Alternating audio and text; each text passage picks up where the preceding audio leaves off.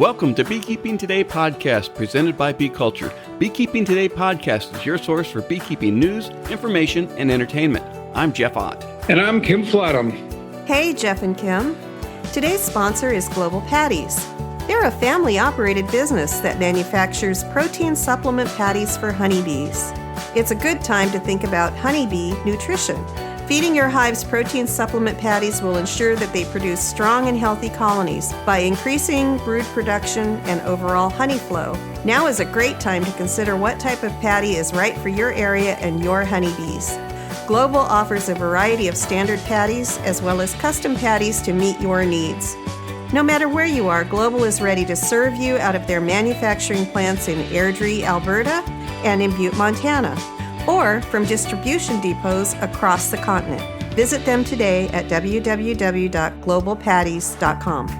Thanks, Sherry, and thank you, Global Patties. You know, everybody, each week we get to talk about how much we appreciate our sponsor support, and we know you'd rather us get right to the beekeeping. However, our super great sponsors are critical to making all this happen. And from the hosting fees, the software, the hardware, the microphones, recorders, the subscriptions, whatever, whatever it takes to enable each episode, they pay for. So with that, thanks to Bee Culture Magazine for continuing their presenting sponsorship of this podcast.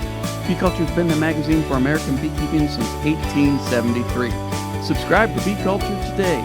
We also want to thank 2 Million Blossoms as sponsor of this episode. 2 Million Blossoms is a quarterly magazine dedicated to protecting all pollinators.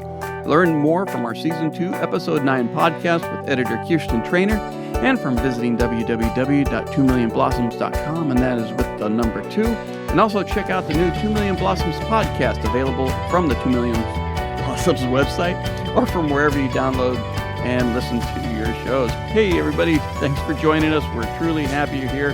Hey, Kim, we're square in the middle of October. It feels good. Yeah, it does. It was 80 degrees yesterday.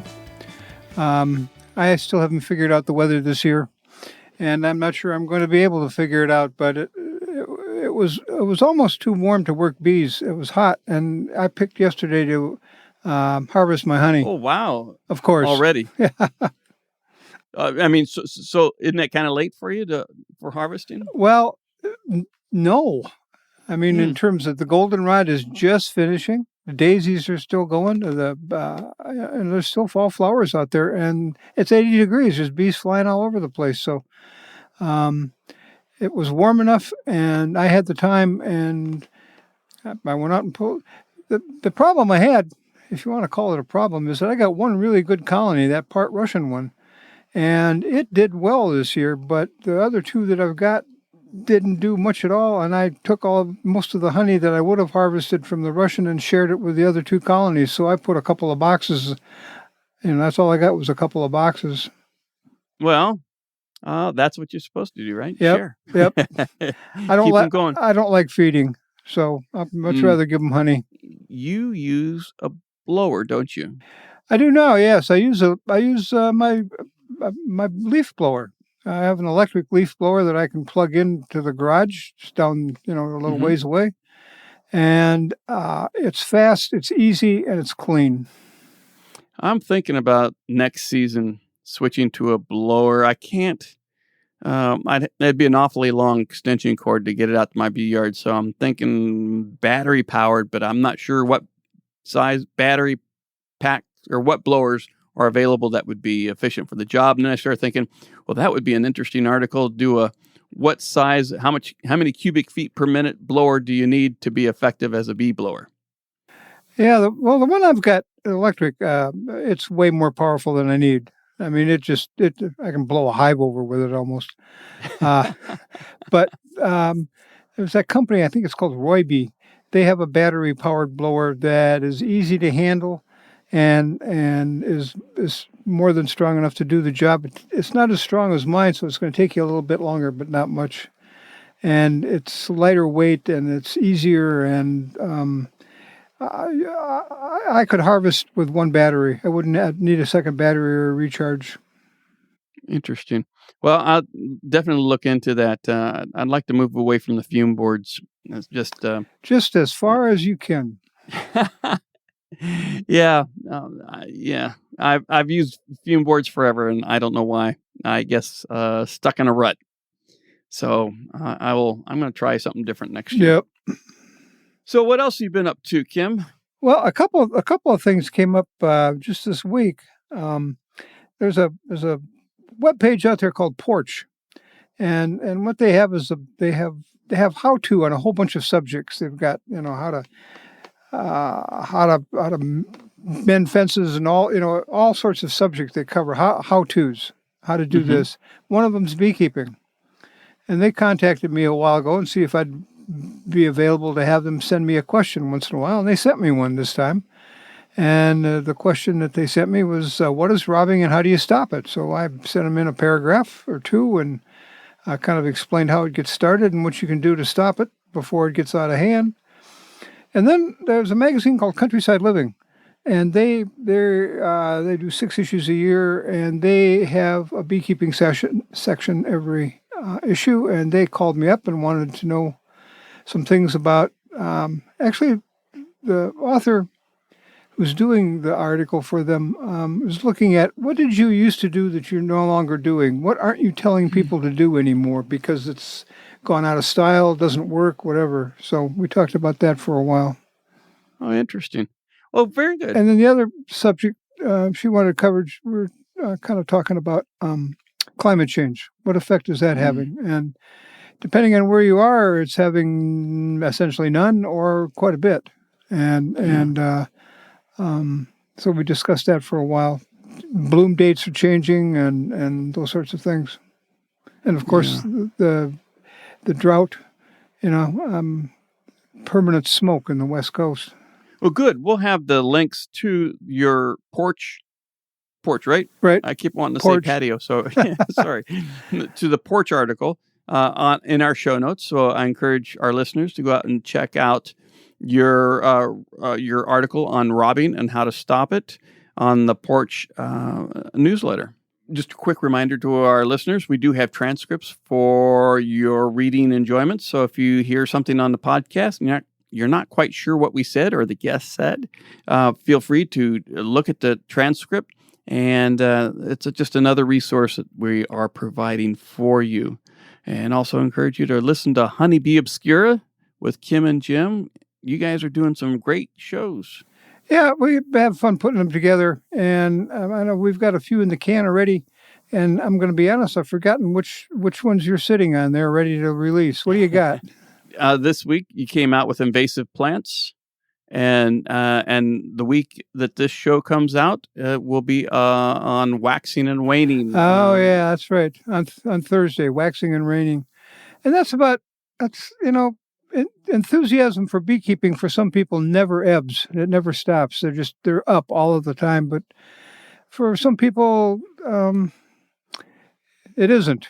And if you've got a friend or you kind of get into that mood and you're looking at all the work you got to do and you kind of begin to lose enthusiasm, what can you do to get it back, or what can you do to help somebody get it back?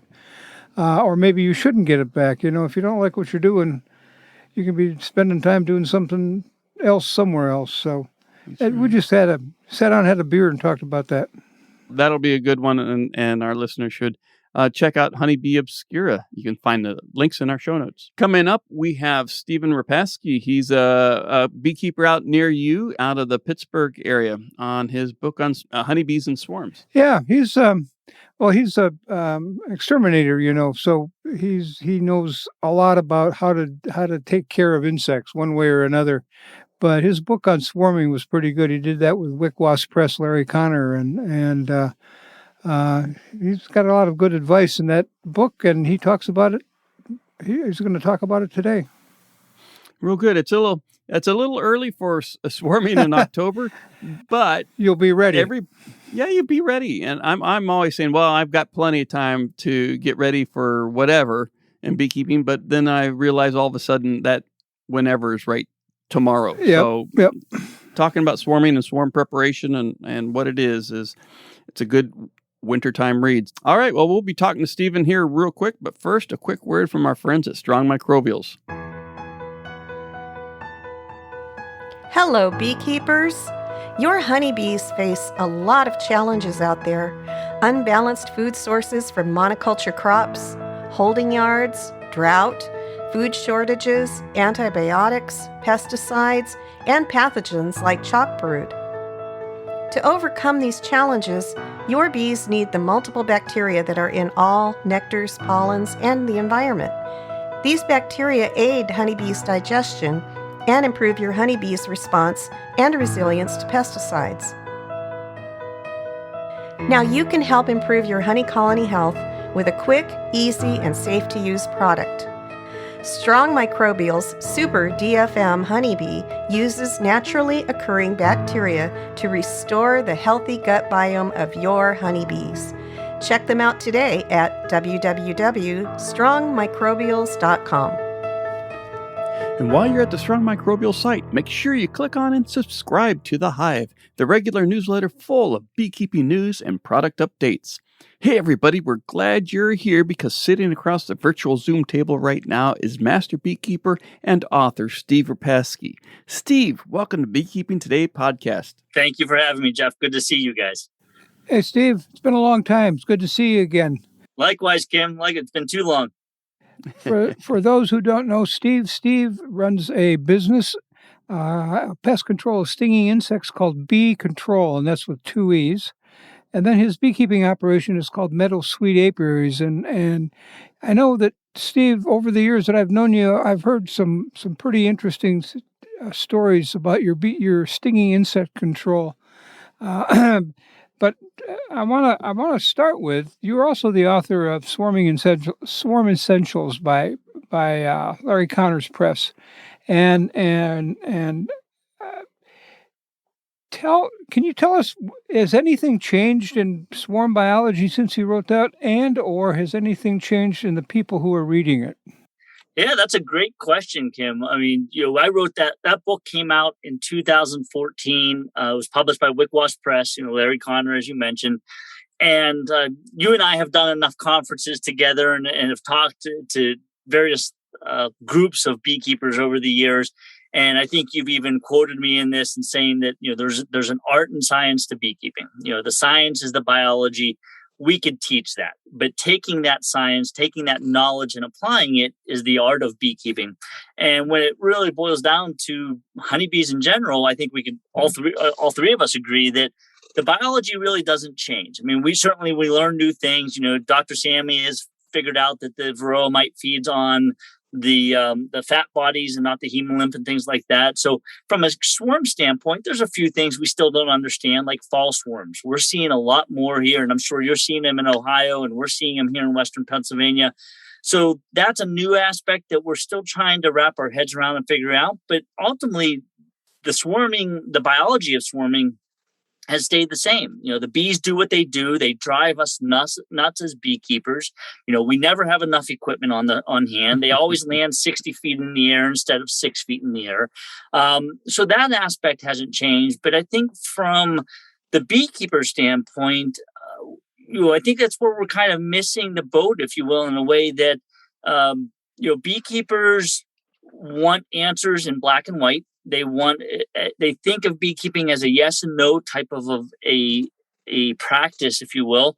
But in reality, it's a very large gray area outside of the biology. So, with the popularity of social media, Facebook and TikTok and YouTube and Instagram and all these things that are out there, there's a lot of ways to muddy that water. And I think beekeepers are really struggling, the newer beekeepers especially, and by newer I'm talking 5-6 years or less in beekeeping, are struggling to grasp the biology aspect of it and figuring out how to apply that knowledge to the art of beekeeping, which is the management of their colonies within their own yard. And we hear the phrase beekeeping is local, and it's often as local as your own yard. And I think that's where we're kind of struggling, both as new beekeepers and as veteran beekeepers, to find ways to teach the newer beekeepers how to understand that beekeeping is not just black and white. There's a large expanse of art that needs to be applied in order to keep our bees alive, to minimize swarming, and manage them to be healthy and produce a great honey crop, which is what we all want. Yeah, you bring up a good point. I know in the newsletter you contribute to in Pennsylvania there, you've got a column every issue that says, I think it's Ask 3 Beekeepers and get how many answers? Yeah, it's Ask 2 Beekeepers, and it shows a picture of 3 beekeepers that answer the questions. Yeah. And that's a popular article. And it goes back to that phrase, you ask 3 beekeepers a question, you get 5 different answers. And we took a spin on it, and it's called Ask 2 Beekeepers. And there's myself, one of the past presidents of the state association, and one of our vice presidents. And we answer those questions as 2 beekeepers. So quite popular. And I've seen a couple other magazines who have kind of taken that and made a spin on it as well into their own little thing, which is great. And it makes a good point that there's not just one right answer. Hold that thought, and let's jump back a little bit and really talk about who you are and how you got interested in bees. And then let's talk about swarms and kind of define really what a swarm is. Because when you say swarm, you're envisioning one thing, but I'm hearing and seeing something else. So let's get our definitions down. What is a swarm? Sure. Yeah. So we'll back up, a little bit about me. I'm actually a 2nd generation beekeeper. I grew up on a little 30-acre farm in just east of Pittsburgh in Armstrong County, Pennsylvania. And my parents still live there. My dad kept bees and still keeps bees to this day. And, we have pictures of me at 4 years old, in my dad's gear and in the smoker. And I would go out and I'd have to stand at a distance and as he worked the bees. And beekeeping was different back then. But growing up on the farm and having that exposure to nature, to wildlife, my interest grew. I ended up going to Penn State University, got my degree in wildlife biology. Worked for the state of Pennsylvania as a wildlife biologist for about a decade. Always had an interest in bees and kept bees off and on over that time period. But as a high school student and college student, you have other things on your mind other than, stuff, playing with stinging insects. But, that after I got out of college, that interest continued to grow. And, financially, you're able to do more and more things, right, as you become an adult and get real jobs and things along those lines. And I became more and more involved in beekeeping. I wear a number of hats and have worn a number of hats in the past. I sat on the board of directors for the American Beekeeping Federation. I'm on a advisory board for the Penn State Center for Pollinator Research. I'm on the advisory board for the Pennsylvania Department of Agriculture Apiary Advisory Board.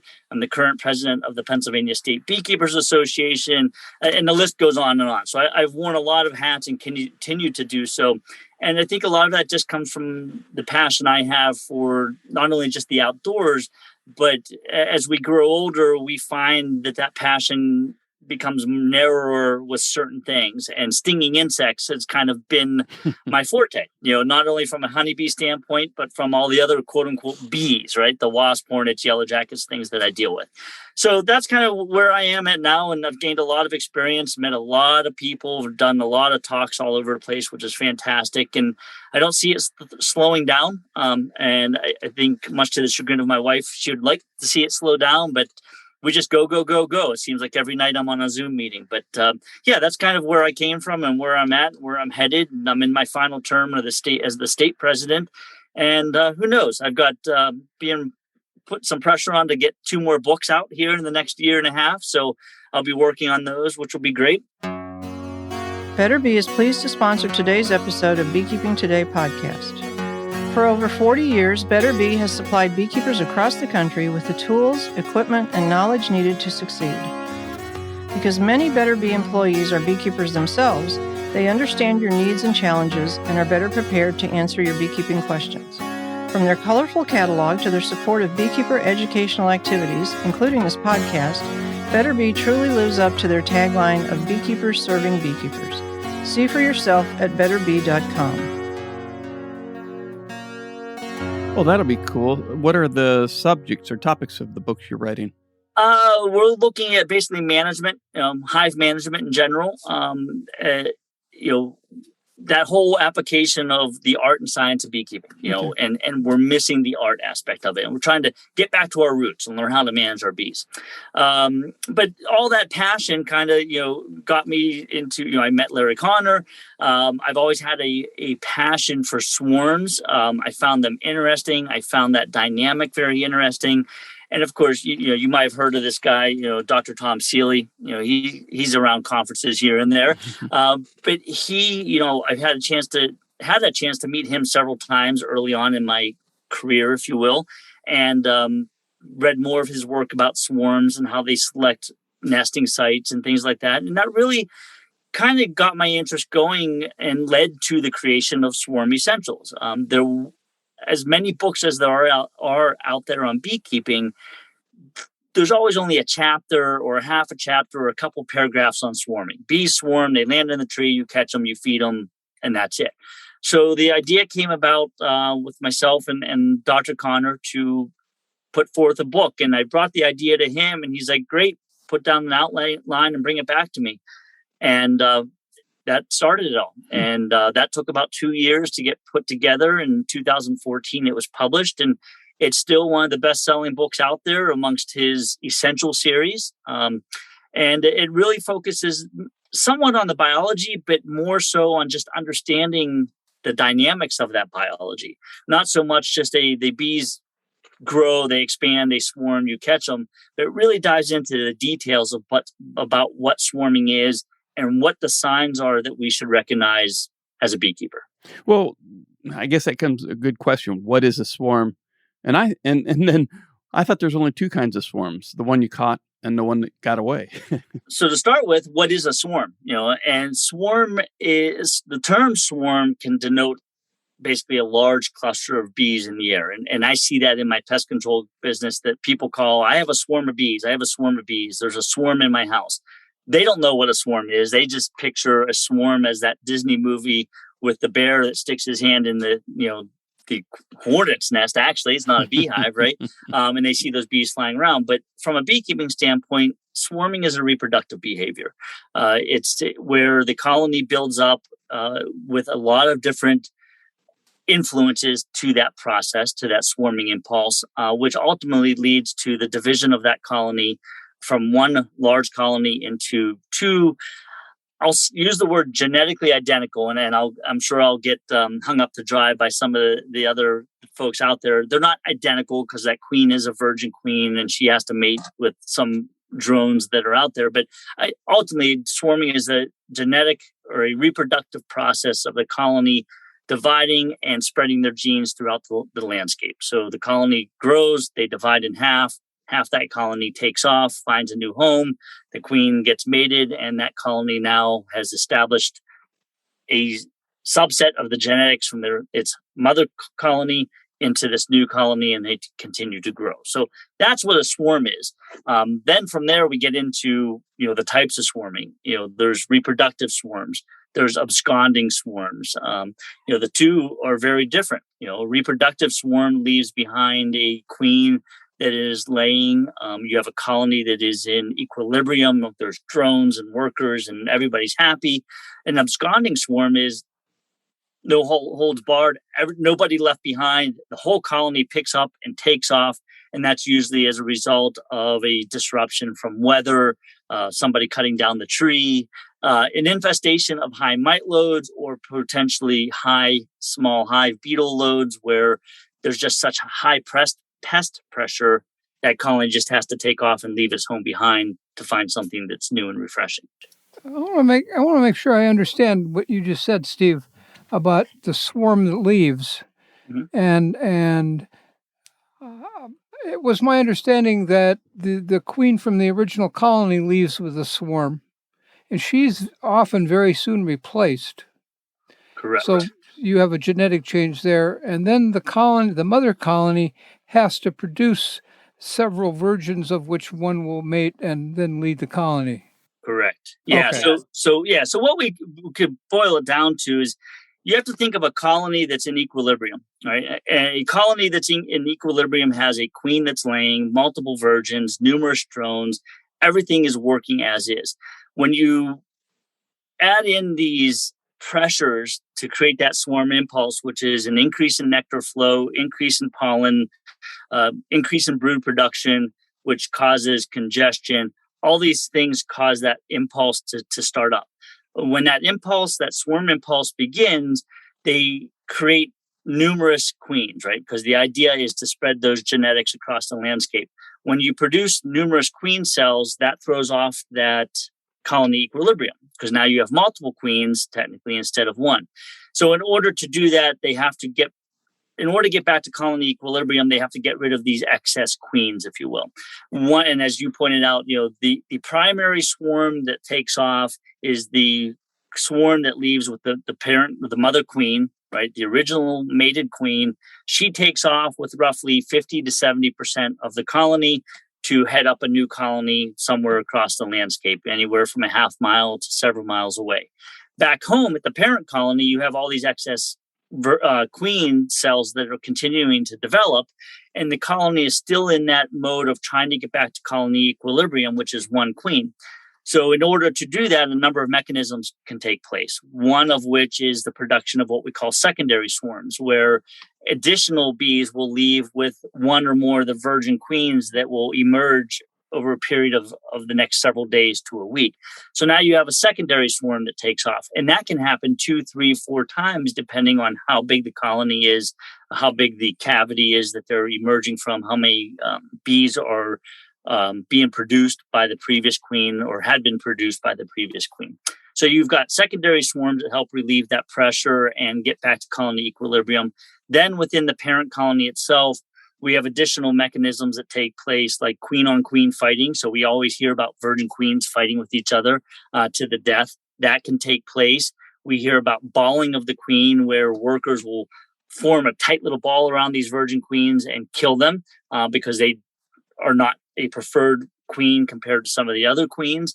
And then you have the basically we call siblicide, if you will, right? Where a virgin queen emerges and she goes around piping and locates the sister queen that's still in the cell, chews a hole in that cell, and kills her before she can emerge. So all these dynamics are going on within the colony all at the same time. And those are the types of things that we're talking about in my book, is recognizing these signs that, as a beekeeper, we open up a colony, we pull a frame and we see queen cells.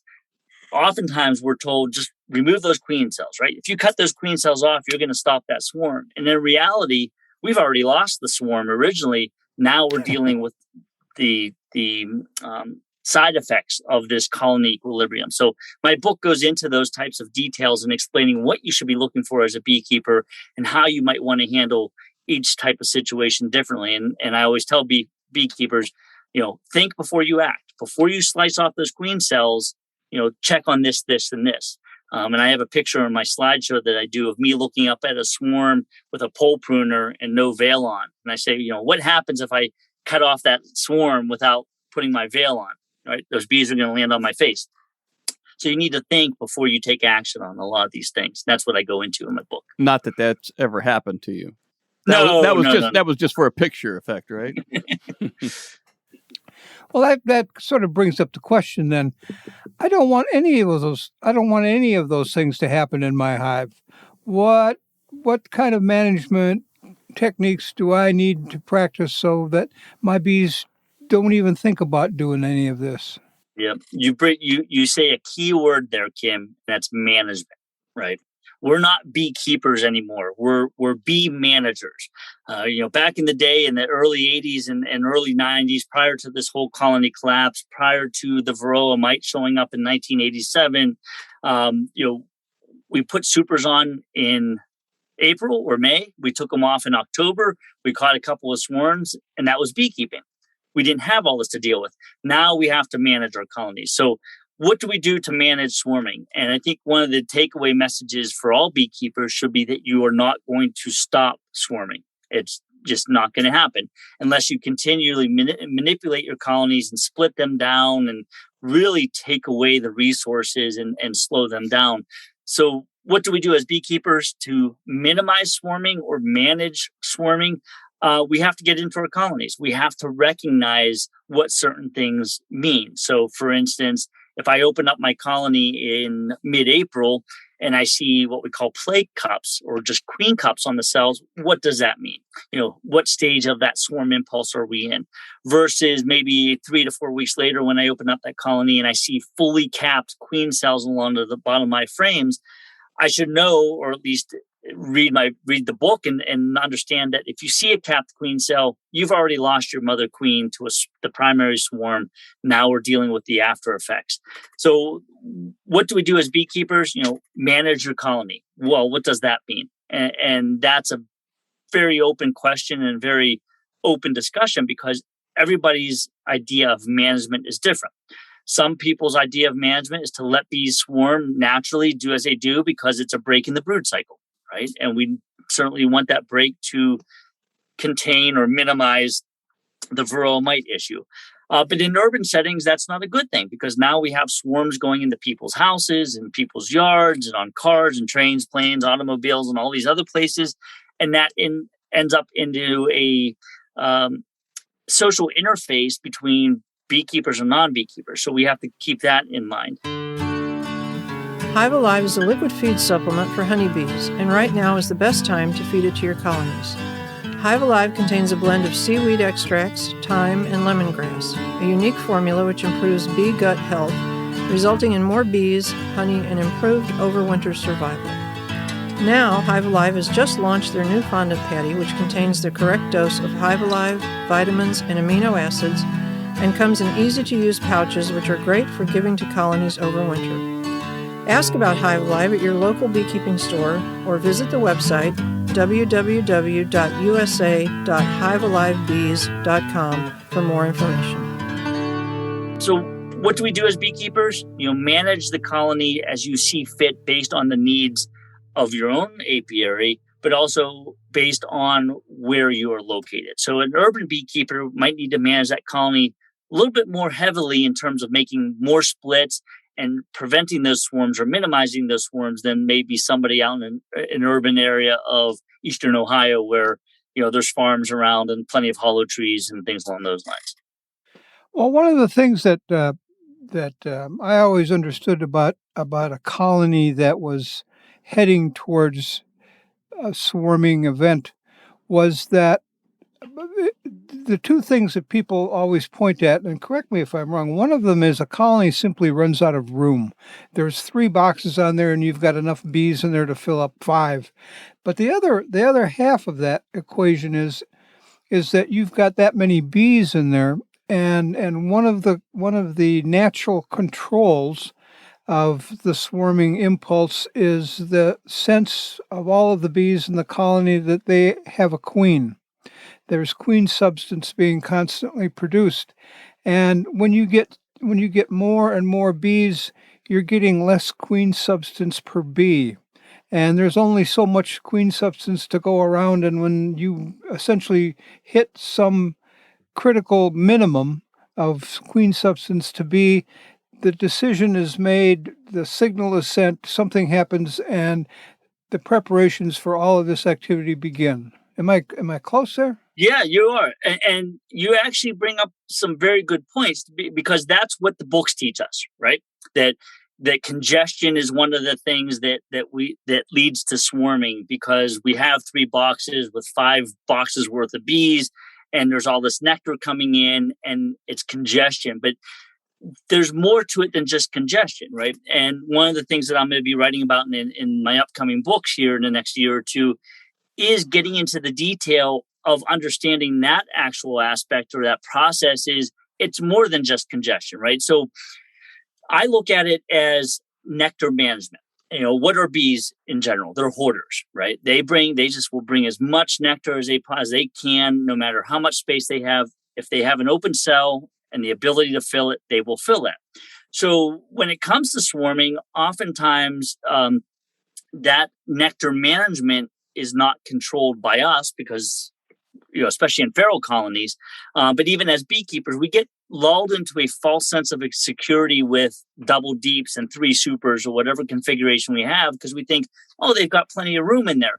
And in reality, if we don't stay ahead of that nectar and actually manage the nectar more so than the bees, we do run into that congestion a lot more. So swarming is congestion is one of those things, but congestion is the result of increased pollen flow, increased nectar flow, and increased brood production by a very good queen. So if we can manage those three things via the addition of extra boxes with drawn comb. So I talk about in the book usable space versus unusable space. And one of the things that beekeepers often do when you see a crowded colony is they say, oh, put a super on it. And oftentimes that super is undrawn foundation.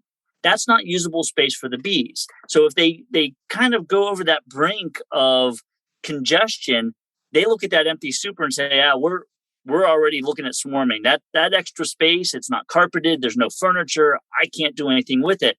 Versus if we give them usable space, which is drawn comb, they now instantaneously have somewhere to put that nectar, and we could actually minimize that swarming impulse. So as a side note or a sidetrack here, I run all my colonies as single brood chamber management, right? Single deeps. That's all I give them for brood. And oftentimes we get the question is, well, there's no way you could minimize swarming at that. You need lots of space for the brood.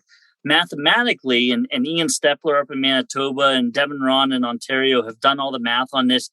Mathematically, a queen laying 1,500 eggs a day will never utilize every single cell in that single 8 or 10 frame deep.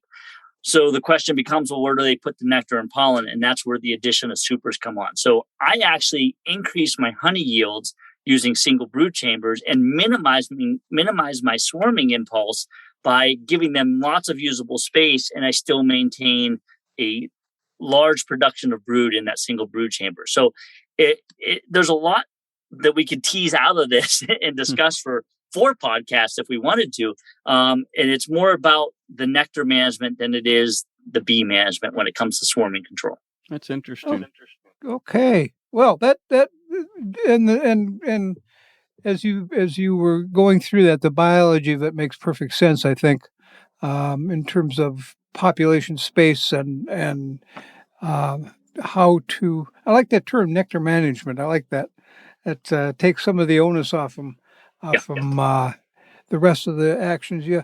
Well, your business deals with stinging insects, honeybees being one of them, and is that's all that you deal with is just stinging insects? Just stinging insects. Yep. We handle all the stinging insects, whether they're bumblebees, honeybees, wasps, hornets, yellow jackets, no murder hornets yet, hopefully. But yeah, we handle all of those types of insects. Being in an urban environment, you know, it's you're going to get those calls, even as beekeepers, right? In the spring, we get calls about the swarms, and this time of year, how many calls do we get about bees living in the siding or bees living in the eaves of the roof? And 99% of them are not bees, but they're yellow jackets. So I always get the raised eyebrow look when people ask me what I do, and they're like, "Oh, you're a beekeeper? Is that your full-time job?" And no, that's my full-time hobby. My full-time job, which pays for my hobby, is the pest control industry. And they always kind of look at you, well, how can you be a beekeeper? And, you know, you have to deal with them as well. And a good friend of mine, he always teases me and he says, you know, if you can't keep them, kill them. Right. In reference to if you can't keep the yellow jackets, get rid of them.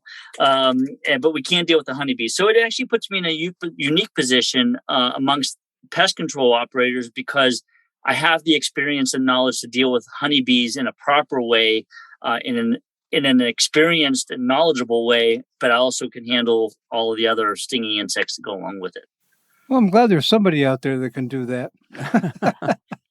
Too often beekeepers get that call, and because the people who find that big gray paper nest hanging in the branch of the tree that they didn't see all summer because of the leaves. Right. Suddenly it's there, and well, it's bees. I got to call. You know, what's his name's a beekeeper. And as a beekeeper, you get that call, and you kind of go, I don't know how to do that. And if you don't know how, you're smart not to take it under yourself doing it. Am I right? Oh, absolutely. Yeah. And it goes both ways too. I mean, we have to educate the non-beekeeping public, because people watch, the Winnie the Pooh, right? Disney, that gray papery nest that the bear goes into. We all know it's not a bee nest, yet it's pushed as that way, I guess, if you could say. But we also have a lot of people that know that bees are in trouble, right? We've heard the phrase "save the bees" time and time again, and I get a number of people say, I know bees are in trouble. I've got honeybees living in a railroad tie wall along my driveway. I've got a honeybee nest hanging from the tree, the limb that's been there for, and it's that societal, we have two things going. We have a societal fear of stinging insects, and we've pushed bees out into the media so much. All the people here are bees, bees, bees, but they all don't know the difference that, there's 5,000 species of bees in the United States, 400 here in Pennsylvania. Then that's not even touching the wasp, hornets, and yellow jackets. So from my standpoint, I use that as an educational tool to inform the non-beekeeping public that, you're dealing with the mean bees, right? They're yellow jackets, they're wasps, and this is the difference. And you get a few people that want to argue with you, but the nice thing is that we get beekeepers that are willing to go on those types of calls and say, okay, let me come check it out. And they go and they realize it is a hornet's nest, not a swarm of bees hanging from that limb. And then they can get people like myself involved that have the capability of handling both situations in that case. I mean, I've shown up to yellow jacket calls that were honeybees, and I've shown up to honeybee calls that were yellow jackets. And, I can handle both. I just changed my hats. So we're sitting at the in the fall winter time transition period, and many beekeepers have put their bees to bed for the season, and looking forward to next year. If you were to make a recommendation for a beekeeper, how they can start to manage their swarming next spring and prepare for that, what would be your one recommendation? What's the biggest biggest bang for the buck? Swarm Essentials. Pick up that copy. That's your biggest bang for the buck. What's your second option? Read it. All right. What's your third one? Yeah. No, to be honest with you, that is a start. I mean, in all honesty, it's education, right? Yeah. Understanding what you're getting into, recognizing the signs before you actually see them, so that you're not going back and saying, and this is one of my pet peeves too. I see on social media, somebody gets on and says, I went into my hives today and I saw this and I did this, this, and this. Was that right? Well, you already did it. So at this point, you either did it right or you did it wrong. It's too late to, we have to fix it. So I always encourage beekeepers to be informed and educated and understand what they might be going into. That means making sure you have extra equipment, drawn comb if you can. Many beekeepers, and it's finally catching on, setting out swarm traps, bait hives, getting that type of stuff out there, being ready for it so that you're not caught flat-footed when that first swarm occurs in your apiary. And even beekeepers that buy packages, they're told that, oh, you have packages, don't worry, just make sure you feed and just need to get them through the winter. But there's been packages that you get in early April and they're swarming at the end of June because you're feeding. And now what? Or you get the call that, I have a swarm of bees in my tree. I know they're not mine. My colony looks okay, but I haven't been in it for a month, right? So it's that whole education of the whole, it takes you back to management. And that's why I'm kind of working on this other book, is it really goes back to understanding the art of beekeeping. The biology has been written time and time again in books over and over again in just different ways of saying things, but it's the same biology.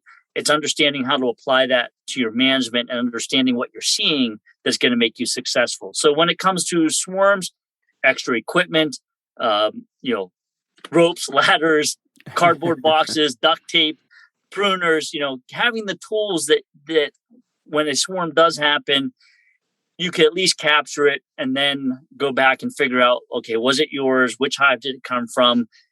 And how do I get back to that colony equilibrium, which is going to give me a healthy colony moving forward? That's really good. The education is really important. I know we've touched on it a little bit earlier.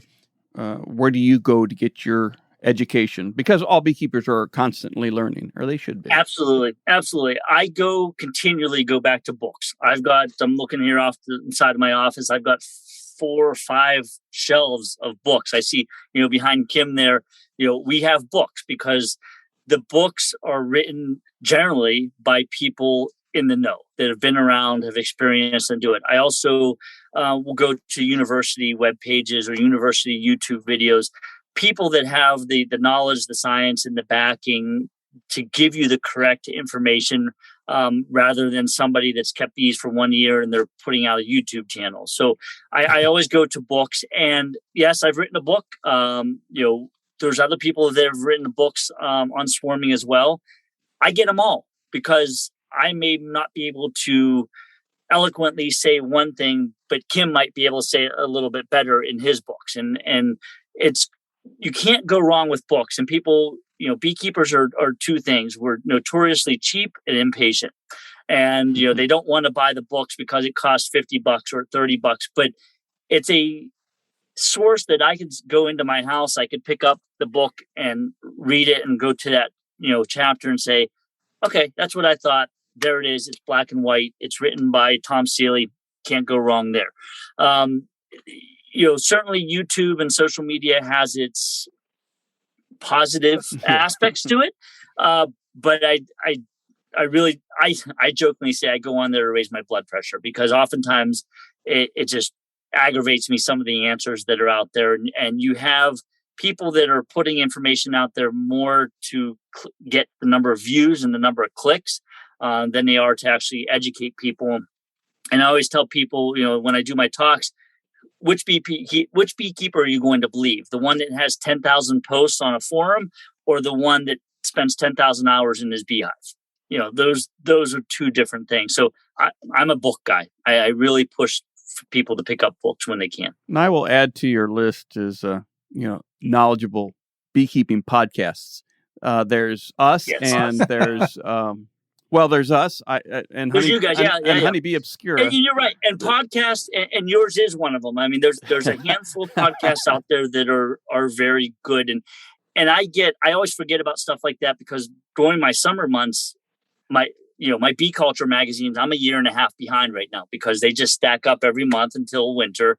And then I try to get caught up from the year before, and then they stack up again. Well, wait, Steve, I don't want to be a spoiler here, but if you're a year and a half behind, Kim Flottam's no longer the editor of Bee Culture. All right. I did know. You've got that coming up. That would have been a shock to my system. I did not know that. But yeah, and there's so even podcasts, I catch up during the fall and winter because during the summer months, I've got 2 phones to my ears nonstop. But you're right. There are podcasts out there that are really making a very good effort to bring people on that are educated, that are knowledgeable, and that are really the shakers and movers of the bee industry. And I don't think I'm like a shaker and a mover of the industry, but certainly I'm one that's, I'm a published author. I've traveled around the country speaking on a particular subject. And if that gives the motivation to other beekeepers to want to pick up a book to learn, whether it's about swarms or whether it's about making splits, then we've done our job. And the same thing with the podcast. If somebody listens to a podcast and says, hey, I heard this guy talk about single brood chambers.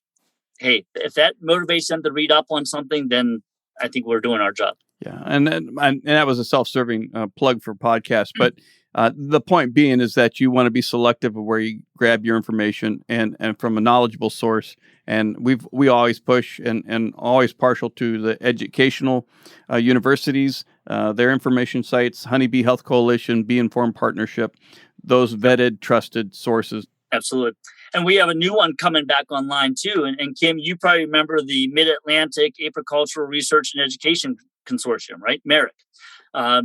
Dr. Debbie Delaney out of Delaware and Dr. Robin Underwood out of Penn State are reconvening that. And that's going to be another, great source of educational material from a number of states and a number of universities in the Mid-Atlantic coast, which is going to be fantastic. I think one of the things that we suggest if you're looking for information on the web is look for .edu or .gov. Yes. You start there anyway. And well, Steve, we're running out of time. We've talked about 800 things, and just touched the surface of all of them. I enjoyed the information on swarming. That it was both something new and something that reinforced what I already knew. And you're I know that I would love to sit and listen to some of this. You must have some incredible stories about pulling bees out of buildings, but we will get you next time when your next book comes out. We will get you next time and do this again. I'm looking forward to it. All right. Well, thanks a lot, Steve, and we'll talk to you soon. Thanks, Jeff. Thanks, Kim. Good speaking with you guys. Take care, guy. Bye. It's kind of early to start thinking about swarming, but what Steve had to say is, I'm already thinking about swarming and how I can manage it next season. Yeah, getting them on this time of year, late fall, actually gives you time to go out and get the book and get it read, get it under get it under control before suddenly somebody gives you a call and says you got bees hanging in the trees.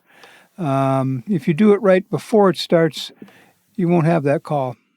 Yeah, and even managing and planning out your equipment. The point about just throwing on a box of empty or fresh foundation isn't going to do the trick.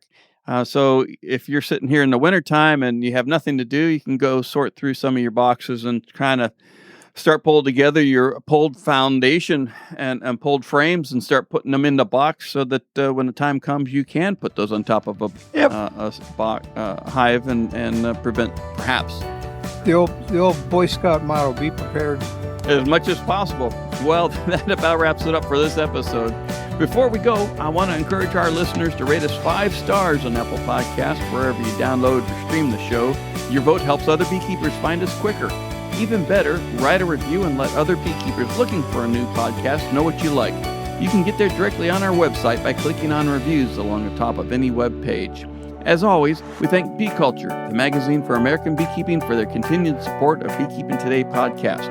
We want to thank our regular episode sponsor, Global Patties. Check them out at www.globalpatties.com. We want to thank Strong Microbials for their support of the podcast. Check out their full probiotic line at www.strongmicrobials.com. We want to thank Better Bee and all their great products for being our sponsor at www.betterbee.com.